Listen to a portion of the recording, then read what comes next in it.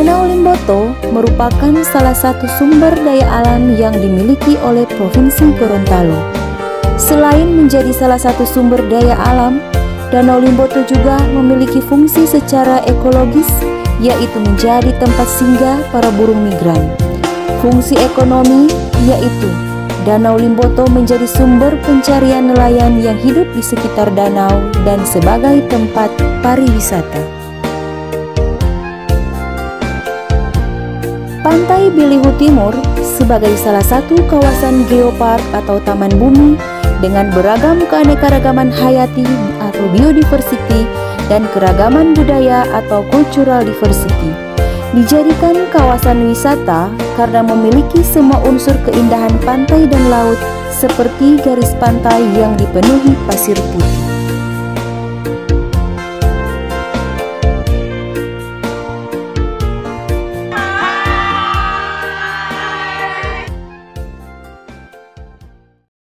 Saat ini kita akan mengunjungi kawasan Danau Limboto. Perjalanan diawali dari Kampus 1 Universitas Negeri Gorontalo. Sepanjang perjalanan kami disuguhi oleh pemandangan danau yang begitu indah dan ramainya aktivitas masyarakat setempat.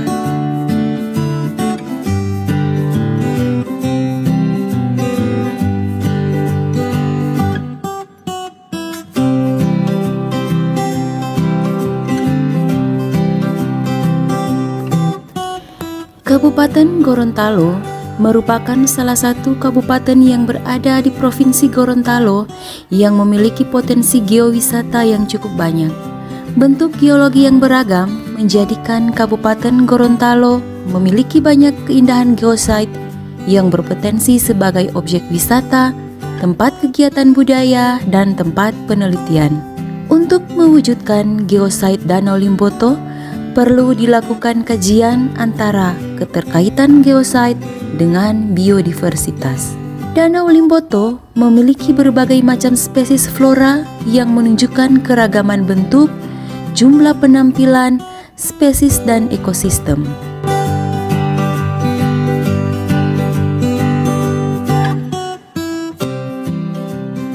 Merupakan danau besar yang terletak di Kabupaten Gorontalo.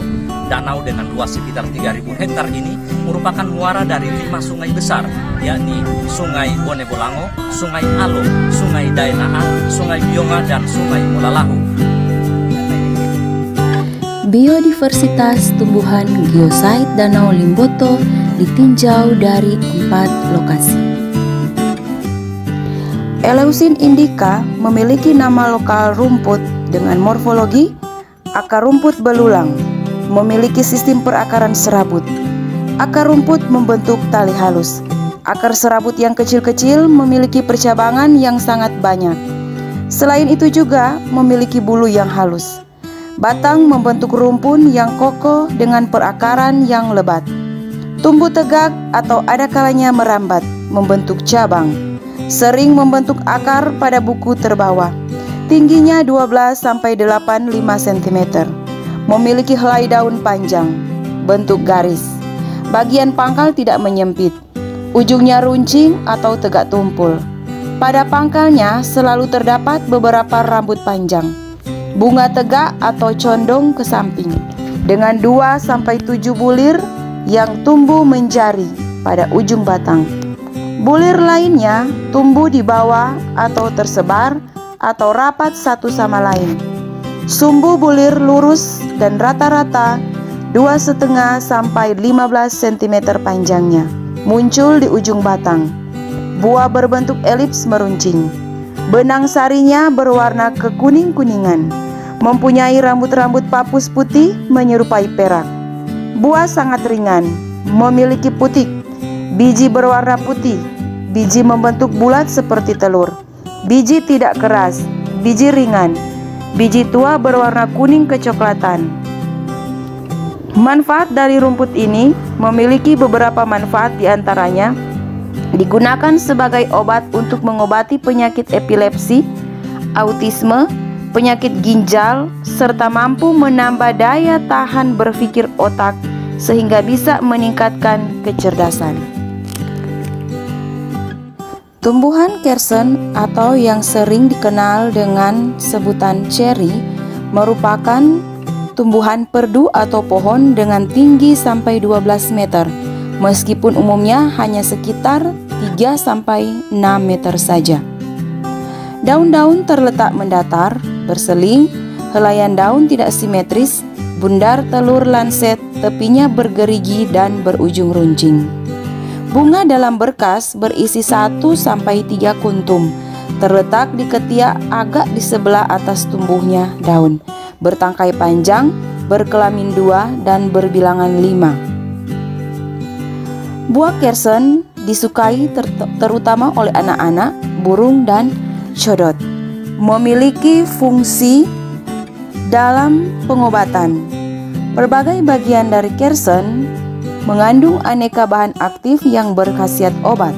Bunganya bersifat antispasmodik atau meredakan kekejangan otot. Rebusan bunganya dipakai untuk mengatasi kram perut. Bunga dan daunnya juga bersifat antiseptik atau antibakteri dan digunakan untuk meringankan sakit kepala dan salesma. Bougainvillea glabra atau yang dikenal dengan bunga kertas mempunyai beberapa bahan kimia yang terkandung seperti betadin, saponin, dan polifenol yang dapat membantu melancarkan peredaran darah, bisul, biang keringat, gatal-gatal, hepatitis, haid tidak teratur, keputihan, dan nyeri haid. Eragrostis amabilis dengan morfologi tanaman ini mempunyai rumpun yang rapat dan membentuk melebar ke atas. Tinggi masing-masing bulu sampai 60 cm. Batangnya bulat silindris. Semakin ke bawah semakin berongga. Pelepahnya berbulu panjang dan jarang terdapat pada tepinya. Permukaan daunnya agak kasar. Helaian daun berbentuk garis. Tepinya kasar dengan ukuran 0,2 sampai 0,7 cm. Percabangannya halus dan banyak menyusun terpusar. Cabang-cabang bunganya semakin ke atas semakin pendek membentuk sudut. Bulir-bulirnya halus, bentuknya agak pipi, bertangkai pendek, warnanya hijau muda atau hijau keunguan. Dalam setiap bulir terdapat 4 sampai dengan 10 biji yang menyusun saling menutupi. Bunga berbentuk malai. Bulir bertangkai pendek berwarna keunguan. Sekam memiliki bulu yang panjang. Kepala sari berwarna ungu. Tangkai putiknya. Sistem perakaran serabut. Eragrostis amabilis memiliki sistem perakaran serabut. Batang warna hijau keunguan. Tinggi 30-60 cm dengan ruas 5-6 cm. Permukaan berbulu halus. Sifat batang rumput berbentuk bulat berongga. Bangun daun garis, ujung runcing, pangkal berlekuk, tepi kasar, daging seperti kertas, warna hijau tua, permukaan berbulu halus. Bunga malai terdapat sekam, putik 2 termasuk bunga betina. Selain sebagai pakan ternak, tanaman ini berfungsi sebagai elemen landscape yang berfungsi sebagai tanaman hias dan bersifat ornamental dalam taman karena karakter perbungaannya dan warna bunganya sehingga dapat ditangkap mata secara langsung. Terminalia ketapa atau dengan nama lokal sebutannya ketapang. Morfologi pohon ketapang yaitu bertajuk rindang dengan cabang-cabang yang tumbuh mendatar dan bertingkat-tingkat. Pohon yang muda sering nampak seperti pagoda. Tingginya dapat mencapai 35 meter. Daun ketapang lebar berbentuk bulat telur dengan pangkal daun runcing dan ujung daun lebih tumpul. Pertulangan daun sejajar dengan tepi daun berombak. Daunnya meluru atau meranggas 2 kali dalam setahun. Bunga ketapang berukuran kecil dan terkumpul dalam bulir dekat ujung ranting berwarna kuning kehijauan dengan panjang sekitar 8-25 cm. Buahnya batu berbentuk bulat telur, agak gopeng dan bersegi. Saat muda, buah ketapang berwarna hijau kekuningan dan berubah menjadi ungu kemerahan saat matang. Manfaat dari pohon ketapang yaitu pepagan atau kulit luar dan daun ketapang berguna untuk menyamak kulit, pewarna alami, dan sebagai tinta. Kayunya mempunyai kualitas cukup baik meskipun rentan rayap. Biji ketapang bisa dimakan dan mengandung minyak, sehingga sering dipakai sebagai pengganti minyak almond yang berkhasiat meredakan radang rongga perut. Jika dimasak bersama daunnya, dapat menyembuhkan lepra, kudis, dan penyakit kulit yang lain. Daging buah dapat dimakan, tetapi berserat dan tidak enak walaupun harum. Daun digunakan untuk rematik pada sendi. Tanin dari pepagan dan daun digunakan sebagai astringen pada disentri dan sariawan, juga sebagai diuretik, kardiotonik, dan dipakai sebagai obat luar pada erupsi kulit. Selain itu, bentuk tajuk dan ranting yang khas sehingga teduh, serta pertumbuhan yang relatif cepat, membuat pohon ketapang kerap ditanam sebagai pohon peneduh di pinggir jalan atau taman.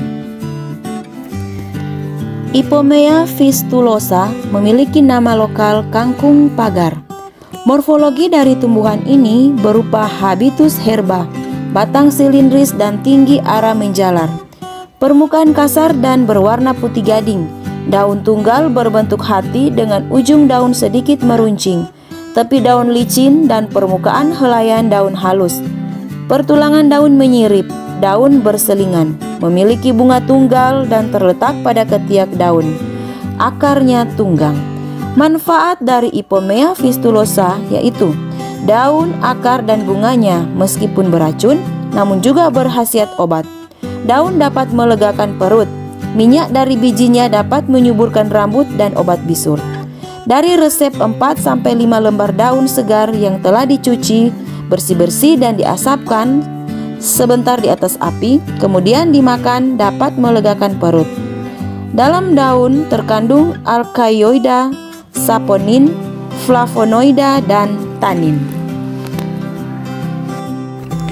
Sahabat, Leucaena leucokepala atau yang disebut dengan lamtoro merupakan tumbuhan yang berada di Danau Limboto. Habitus pohon dengan tinggi mencapai 20 meter, meski kebanyakan hanya antara 5 sampai dengan 10 meter. Percabangan rendah, banyak, dengan pepangan kecoklatan atau keabu-abuan, berbintil-bintil dan berlentisel. Ranting bulat torak dengan ujung yang berambut rapat. Daun majemuk menyirip rangkap, sirip 3 sampai dengan 10 pasang.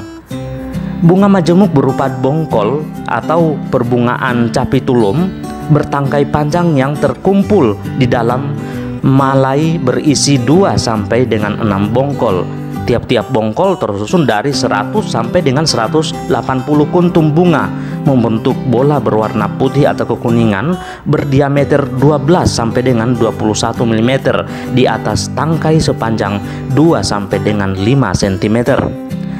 Manfaat daun lamtoro digunakan oleh masyarakat sebagai pakan ternak, sedangkan bijinya digunakan untuk lalapan saat makan ataupun sebagai campuran berbagai makanan. Di daerah Jawa Tengah, biji lamtoro digunakan sebagai campuran botok. Batang dapat digunakan untuk membuat furnitur atau dikumpulkan sebagai kayu bakar. Akar mengandung bitil akar sehingga memiliki potensi besar untuk memperbaiki kesuburan tanah. Phyllanthus urinaria atau meniran merupakan tumbuhan yang berada di Danau Limboto. Susunan daun bersirip genap, satu tangkai terdiri dari daun majemuk ukuran kecil berbentuk lonjong. Bunganya hijau muda, buahnya kotak bulat pipih, licin bergaris tengah 2 sampai 2,5 mm.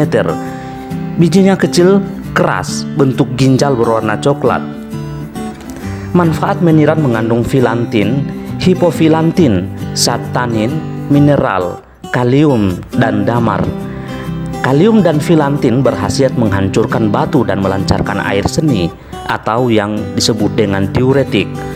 Filantin dan hipofilantin berkhasiat hepatoprotektor, melindungi sel hati dari zat toksik. Tanaman meniran diketahui mampu mendongkrak daya tahan tubuh. Beberapa efek farmakologis meniran yaitu sebagai anti radang, pereda demam atau yang disebut dengan antipiretik, peluru kencing, peluru dahak, peluru haid, menerangkan penglihatan dan penambah nafsu makan. Eichhornia crassipes atau yang disebut dengan enceng gondok merupakan tumbuhan yang berada di Danau Limboto. Enceng gondok hidup mengapung di permukaan air layaknya teratai. Enceng gondok memiliki tinggi antara 0,4 sampai dengan 0,8 meter. Daunnya tunggal dan memiliki bentuk oval serta tidak memiliki batang. Ujung dan pangkalnya meruncing, pangkal tangkai daunnya menggelembung, permukaan daun licin dan berwarna hijau. Bunga enceng gondok merupakan bunga majemuk, memiliki bentuk bulir dan kelopaknya berbentuk tabung. Biji enceng gondok memiliki bentuk bulat dan memiliki warna hitam. Buahnya berbentuk kotak beruang 3 dan berwarna hijau. Akar enceng gondok merupakan jenis akar serabut. Nah, manfaat selain dianggap merugikan, enceng gondok bermanfaat untuk menangkap polutan berat. Di antaranya adalah kadmium, merkuri, nikel, bahan campuran pakan ternak, pupuk organik, kompos, bahan bakar alternatif seperti biogas, menangkap sisa residu pestisida, bahan kerajinan tangan, dan media pertumbuhan bagi jamur merang. Teratai merupakan tumbuhan yang berada di Danau Limboto. Teratai adalah nama genus untuk tanaman air dari suku Nymphaceae. Dalam bahasa Inggris dikenal sebagai water lily atau water lily. Di Indonesia terjadi juga digunakan untuk menyebut tanaman dari genus Nelumbo. Tanaman teratai merupakan salah satu tanaman yang digunakan untuk menggambarkan kehidupan manusia. Arti dari tanaman teratai ini banyak dihubungkan dengan kekuatan pribadi, pengingat bahwa hidup manusia hanya sementara dan juga mengenal hidup manusia yang seharusnya terlepas dari bagaimana lingkungannya.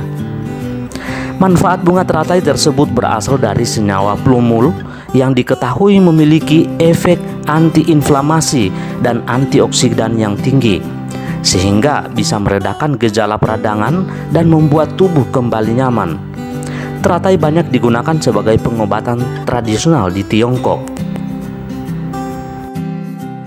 Ageratum conicoides, morfologi herbal tahunan yang tumbuh sekitar 60 cm tinggi, daun bertangkai, letaknya saling berhadapan dan bersilang, helaian daun bulat telur dengan pangkal membulat dan ujung runcing, tepi bergerigi, panjang 1-10 cm, lebar 0,5 sampai 6 cm.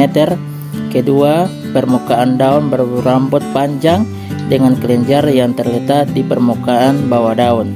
Warnanya hijau, batang bulat, berambut panjang. Jika menyentuh tanah akan mengeluarkan akar. Bunga kecil berwarna putih keunguan. Bunga majemuk berkumpul 3 atau lebih. Berbentuk malai rata yang keluar dari ujung tangkai. Warnanya putih, panjang bonggol. Bunga 6-8 mm dengan tangkai berambut. Buahnya berwarna hitam dan bentuknya kecil. Manfaatnya dimanfaatkan untuk mengobati luka, radang, dan gatal-gatal. Terima kasih.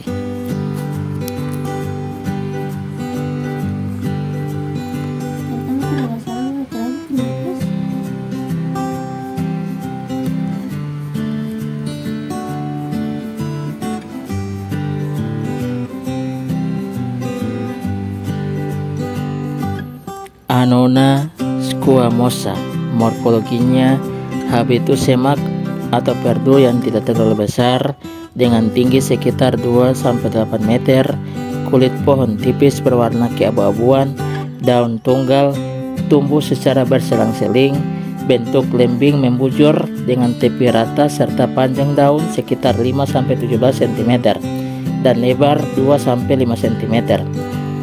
Permukaan daun berwarna hijau, sedang bagian bawah berwarna hijau kebiruan. Bunga serikaya muncul di ujung tangkai atau ketiak daun, berangkai 1-4 bunga yang masing-masing diameternya 1,5 sampai 3 cm. Terdiri atas 3 daun mahkota berukuran besar dan 3 daun mahkota berukuran kecil berwarna kuning hijau dengan bintik ungu di bagian dasar. Bunga serikaya termasuk buah semu, bentuk bola atau menyerupai kerucut. Permukaan berbenjol-benjol, berwarna hijau, bersebut putih, penampang sampai 10 cm. Saat telah masak, anak buah akan memisahkan diri satu dengan yang lainnya. Warna kulit buah hijau kebiru-biruan, daging buah menyerupai biji, warna putih atau bersemu kekuningan, rasanya manis. Biji masak berwarna hitam menggelap. Terima kasih. Dan manfaatnya, buah yang masak dapat dikonsumsi, dimakan langsung. Buahnya mengandung energi, protein, karbohidrat, lemak, kalsium, fosfor, dan zat besi. Tagetes erecta, morfologi Habitus herba, tumbuh tegak dengan batang bercabang-cabang setinggi 50-100 cm, memiliki daun yang menyerip, berwarna hijau gelap, berakar tunggang dengan rambut akar dan berkembang biak dengan biji. Pada sekucur batangnya tumbuh daun majemuk yang berujung runcing dan tepinya bergerigi. Bunga berdiameter 7-10 cm dengan susunan mahkota bunga rangkap berwarna cerah, yaitu kuning, jingga atau berwarna ganda. Warna kuning bunga disebabkan oleh 2 pigmen utama, yaitu pigmen karotenoid dan sebagian kecil flavonoid. Karotenoid pada kelopak bunga marigold jumlahnya 200 kali lebih banyak dari karotenoid pada jagung. Manfaat bunga dipercaya berkhasiat untuk mengobati infeksi saluran napas, anti radang, mencerahkan dahak, mengatasi batuk, dan obat luka.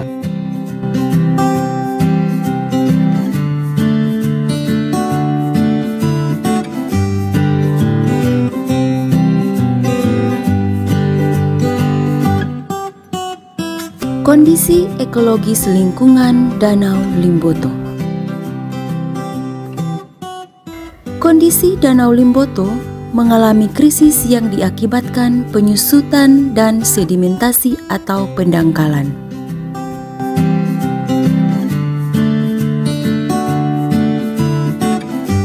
Saat ini Danau Limboto mengalami krisis yang sama seperti Tidang karena mengalami proses penyusutan dan pendangkalan. Akibat diseminasi mengancam keberadaan di masa yang akan datang. Semakin berkurang luasan perairan yang ada di wilayah Danau Limboto, semakin menurunnya fungsi danau sebagai kawasan penampungan air secara berpotensi yang mengakibatkan Danau Limboto terjadi dangkal.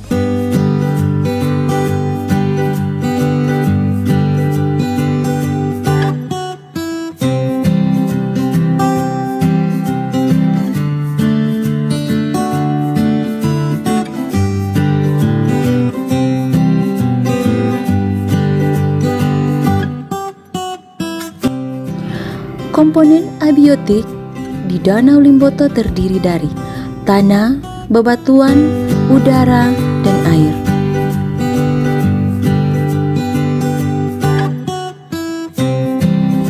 Komponen biotik Danau Limboto yaitu terdiri dari tumbuh-tumbuhan dan hewan-hewan yang hidup di Danau Limboto. Tumbuhan mengapung yang mudah ditemui di Danau Limboto adalah eceng gondok dan teratai. Hewan yang mudah untuk ditemui adalah burung-burung migran dan ikan-ikan air tawar seperti ikan nila dan ikan mas.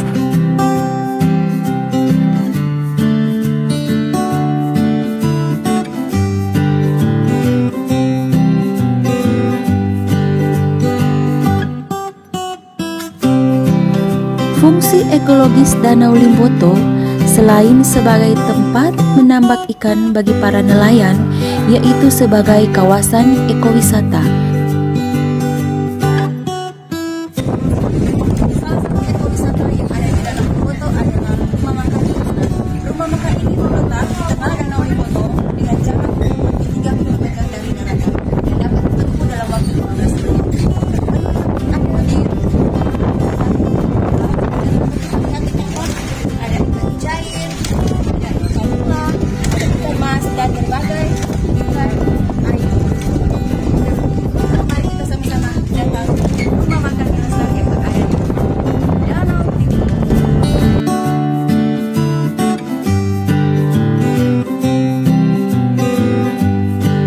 Danau Limboto merupakan salah satu sumber daya alam yang dimiliki oleh Provinsi Gorontalo.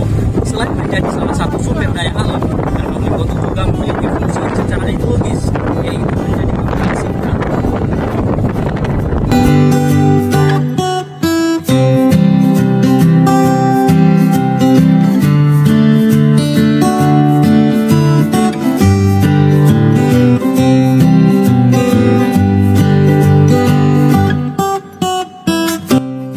Sahabat, setelah kita mempelajari biodiversitas tumbuhan Danau Limboto, sekarang kita akan meninjau biodiversitas flora dan fauna yang ada di Pantai Bilihu Timur, yaitu Pantai Tilalohe. Kami mahasiswa RPLS 2 Pendidikan Biologi Universitas Negeri Gorontalo akan melakukan penelitian biotik dan abiotik. Kami akan mengunjungi Desa Bilihu Timur yang akan dijadikan tempat penelitian biota yang ada. Tempat yang akan dijadikan penelitian tepatnya di Pantai Bilihu Timur. Pantai Bilihu Timur berada di Desa Bilihu Timur dengan luas 52.074 km persegi. Wilayah Pantai Bilihu Timur terletak di Kecamatan Batu Daa Pantai Kabupaten Gorontalo. Sebelah utara berbatasan dengan Desa Barakati, sebelah timur berbatasan dengan Desa Kayu Bulan, sebelah selatan dengan Teluk Tomini, dan sebelah barat dengan Desa Tontayuo. Berjarak 24 km dari pusat kota Gorontalo, butuh waktu sekitar 2 jam menggunakan kendaraan untuk sampai di lokasi. Pantai Bilihu Timur merupakan ekosistem pantai yang terdiri dari kesatuan komponen baik biotik maupun abiotik yang berada di sekitar Pantai Bilihu Timur dan saling berinteraksi antara satu dengan lainnya. Selain itu, Pantai Bilihu Timur merupakan kawasan wisata bermanfaat bagi masyarakat, diantaranya sebagai sumber mata pencaharian dengan memanfaatkan pengunjung untuk menjual hasil kerajinan desa atau hasil pertanian. Kami jadikan tempat penelitian karena Pantai Bilihu Timur adalah salah satu pantai indah. Pantai ini terletak sedikit jauh dari pemukiman masyarakat sekitar dikarenakan ada sebuah tebing yang menjulang tinggi. Karena letaknya yang tergolong tidak terlalu ramai, dari pemukiman masyarakat inilah yang membuat kami tertarik melakukan penelitian biotik dan abiotik. Perjalanan kami sekarang sudah berada di Desa Bongo yang memiliki pemandangan yang sangat indah. Dan di Bongo memiliki Masjid Kuba Emas yang menjadi suatu kebanggaan desa wisata Gorontalo. Kawasan ini merupakan kawasan religi yang berada di dekat Pantai Dulanga. Selamat datang di Pantai Bilihu Timur sebagai salah satu kawasan geopark di Provinsi Gorontalo yang memiliki keragaman geologi, keragaman hayati, keragaman budaya, dan juga sebagai kawasan wisata.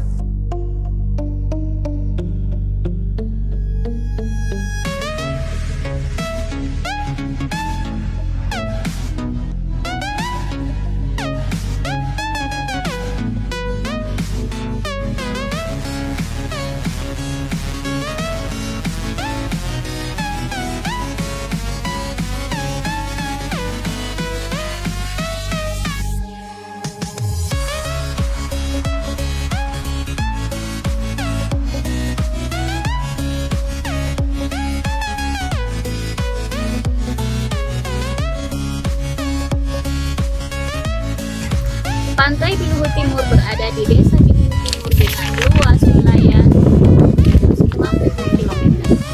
Terletak di Kecamatan Batu Daa Pantai, Kabupaten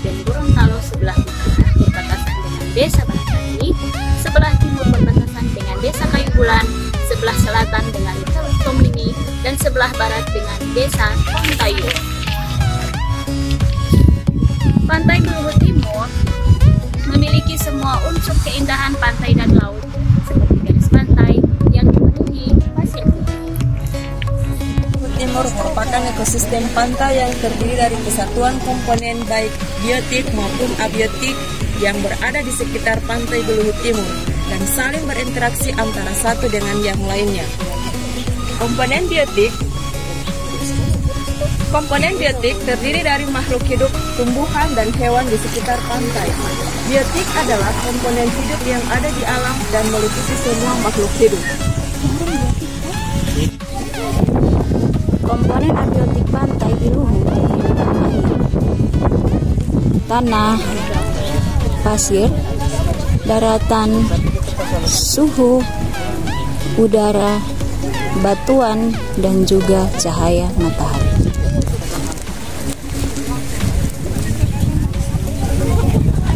Komponen abiotik pantai Beluhut terdiri dari air, tanah, pasir. Dactyloctinum aegyptium memiliki nama lokal tapak jalak, morfologinya habitus herba. Daun tapak jalak ini berbangun daun garis, tidak menyempit di bagian pangkal, ujungnya runcing, tepi daun bagian pangkal ditumbuhi bulu berwarna bening, permukaan datar, dan berukuran 28 cm dengan lebar 3 sampai dengan 10 mm.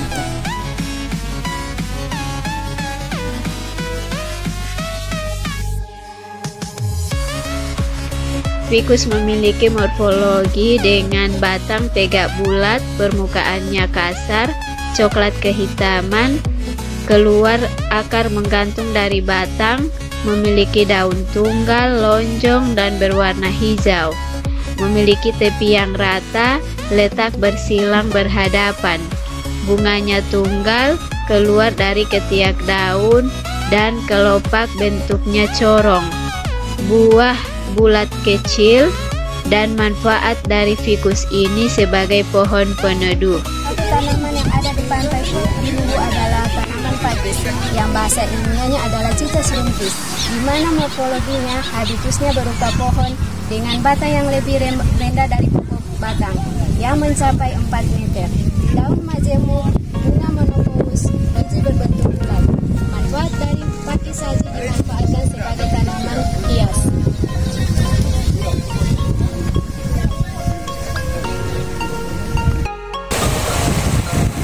Adalah jenis garang Strombus labiatus yang morfologinya memiliki cangkang tidak berbentuk konikal dengan spira yang agak tinggi, sisi ventral body banyak kelipatan aksial yang jelas di bawah bahu.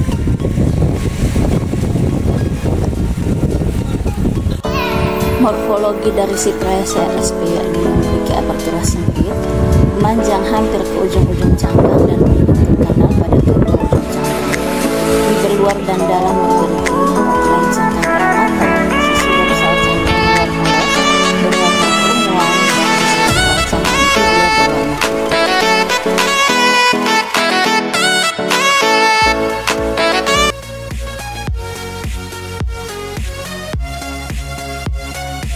Morfologi Macraconiata memiliki cangkang relatif kecil, inigual lateral, sinus falial dangkal, membulat pada anterior dan angular pada posterior.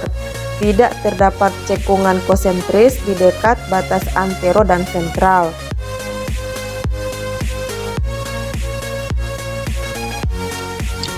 Salah satu hewan yang berada di pantai Beluhut Timur adalah landak laut, atau yang biasa disebut dengan bulu babi. Merupakan hewan laut yang berbentuk bundar dan memiliki duri pada kulitnya yang dapat digerakkan dan juga untuk melindungi diri. Memiliki sedikit pipi dorseo-ventral, spina sangat panjang, tipis, rapuh, berwarna hitam dengan belang-belang coklat. Kami mahasiswa RPL S2 Pendidikan Biologi Universitas Negeri Gorontalo mengucapkan banyak terima kasih kepada seluruh dosen yang membimbing kami dalam pelaksanaan kuliah lapangan ekologi lanjut. Kami berharap kepada pemerintah bahwasanya Pantai Biluhu Timur dan Danau Limboto sebagai kawasan geopark Provinsi Gorontalo wajib dilestarikan. Terima kasih.